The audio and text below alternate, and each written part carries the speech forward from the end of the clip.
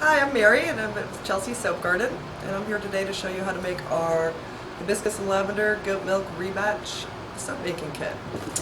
A couple things before you get started you want to have with you. One would be a Ziploc baggie with some durability to it because you're going to be putting it in boiling water. You want to have a spoon, a spatula, if you have it. This is a plastic scraper, paint scraper. You don't need it, but it does make it a lot easier.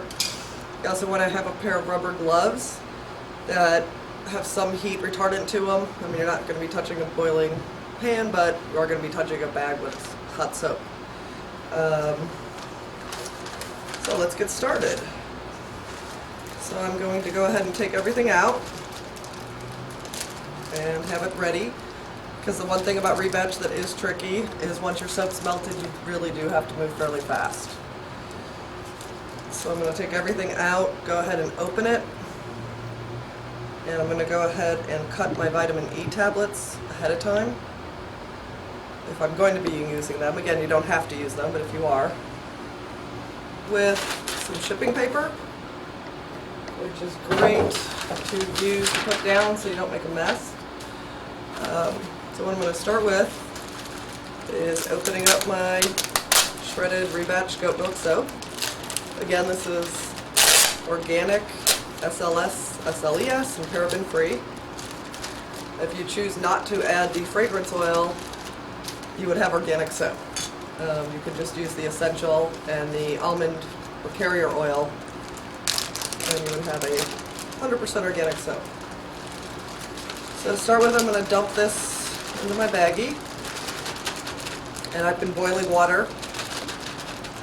There are other methods, but I think for somebody starting in soap making, this is one of the easiest. So you want to try to get most of the air out of the baggie.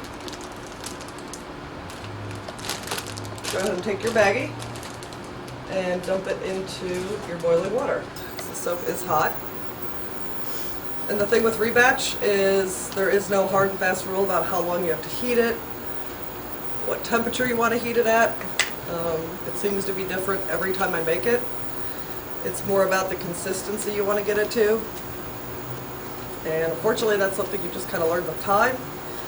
But I'm going to do my best to show you how you want it to look. So I'm going to take my rebatch out that has been melting. And if you can see the bottom of this, kind of looks like more of a translucent, liquidy Vaseline. But you can see on the top here that it is still shredded, that has not melted. So what I'm going to do is push that down there, because obviously you want it to get all of it melted.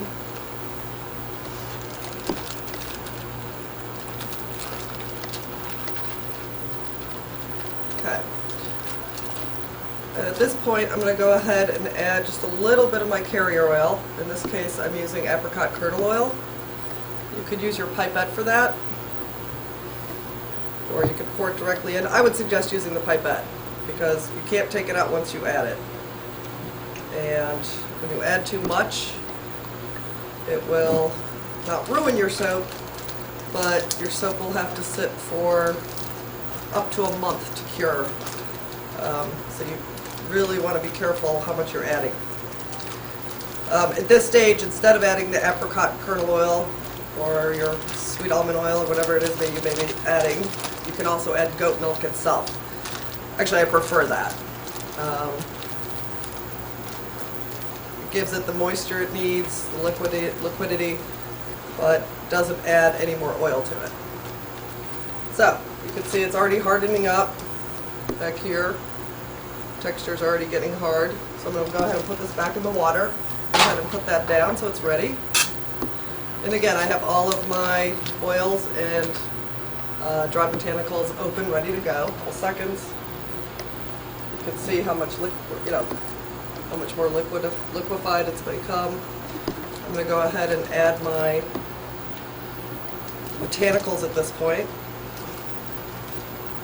One thing about rebatch soap, it does not take fragrance as well as melt and pour. So rule of thumb on melt and pour is a ½ ounce per pound. On this I would probably add a little more. I'm going to use lavender flowers today, lavender buds, I'm sorry, for my botanical. This kit also comes with hibiscus. And again, you could use both, you could use neither. If this is soap you're making for your face, I would not suggest adding any type of botanical. It can be a little harsh on the skin. But for your body, go ahead and make sure I get that all the way through. I'm going to go ahead and add my vitamin E. And I've already cut these, so all I really need to do is squeeze the oil in. Some people just dump the vitamin E tablet in and let it melt. I just like doing it this way, it's a little faster. Now, as you're going, try not to get your soap up by the Ziploc top, because it can make it very difficult to close. So, I'll throw this back in here for a couple more seconds. Okay, so hopefully you can see this.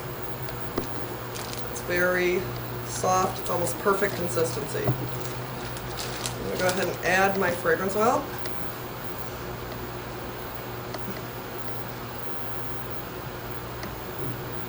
And I added about 3/4 of that. And then I'm going to add my essential oil. I would suggest using the pipette for the essential oil, only because the essential oil is very strong.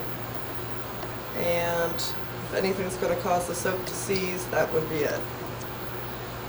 So you're given 5 milliliters in this particular kit. I used about half of it. And this is where I really want to make sure I've got it really mixed in there really well. And you'll see as you're working with this, it starts to harden up very quickly. And once it's hard, you're not mixing anything. Even smell it to make sure you've got enough fragrance for you. And that is plenty for me. It smells great. You'll see the lavender essential oil is actually quite different scent than the fragrance oil.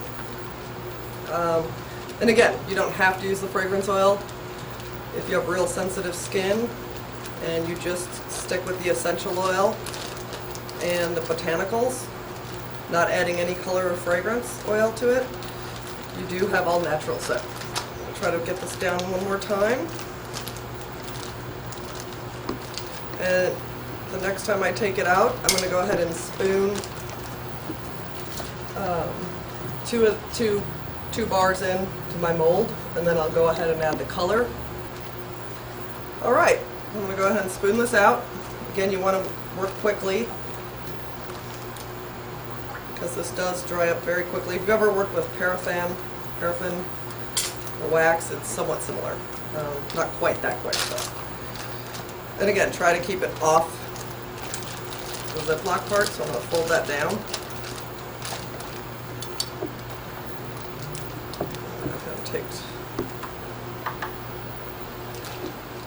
And don't worry at this point, because you can always put it back in there if it's getting cold. It's getting too hard to work with, like this is already starting. So once you have it in there, take it on a hard surface and just bang it down.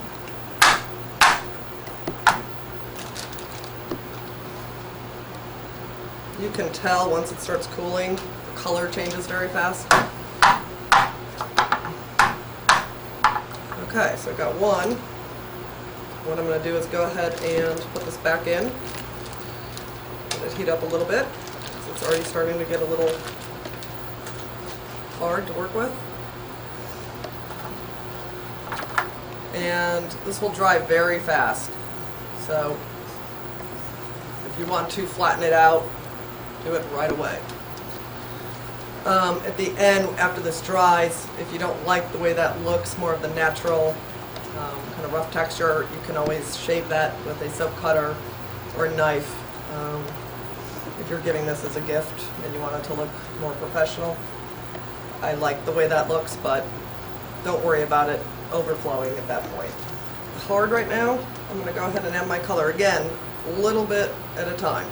You don't want to overdo it. You can see I've only got it filled to there, and I probably won't even add all that. Oh, I did. The thing about, don't add all of it, or you're going to end up with black soap. The thing about rebatch, the color is not going to blend like you think, like it does in a melt and pour. And you've really got to get it back down to a liquid state to get that in there. So I'm going to put that back in. Part with the color because it doesn't mix as easy. That's where this comes in real handy. You could also use a spatula. So you can see I've got it. Go ahead and push that down. As you can see the tan parts that have not gotten any color. Just use my fingers. Mix that up really well.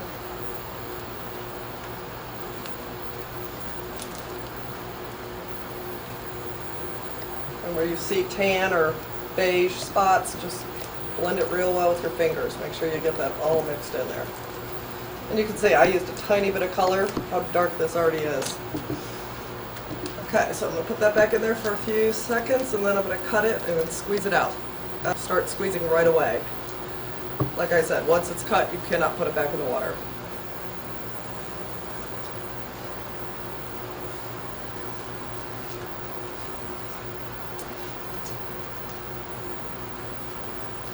Okay. By the way, our website is www.chelseasoapgarden.com, and we have more recipes and tips, and this video will be out there, along with our melt and pour video instruction. Okay, so I'm going to go ahead and cut with my scissors. I'm going to go ahead and cut the corner of this, about 1 inch wide. So I'm going to take my scraper, start scraping that over towards it. Try to get like if you were doing frosting or something like that. So it's in a big lump. And just start squeezing. Fast.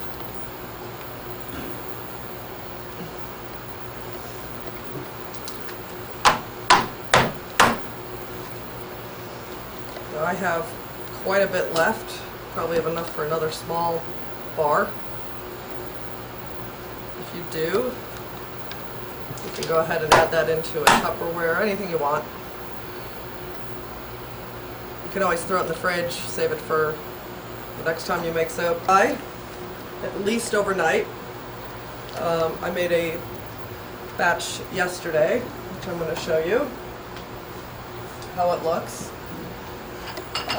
If you're letting this dry overnight, it should easily pop out, but if it doesn't, right before you're ready to pop it, throw it in the freezer for about 15 minutes, no more than 15 minutes. Try popping it, should pop real easy. A little bit as it dries. You can see the purple, how the purple turned out versus the natural. And because all of our soaps are small, our base soap is handmade in small batches, colors may vary a little bit.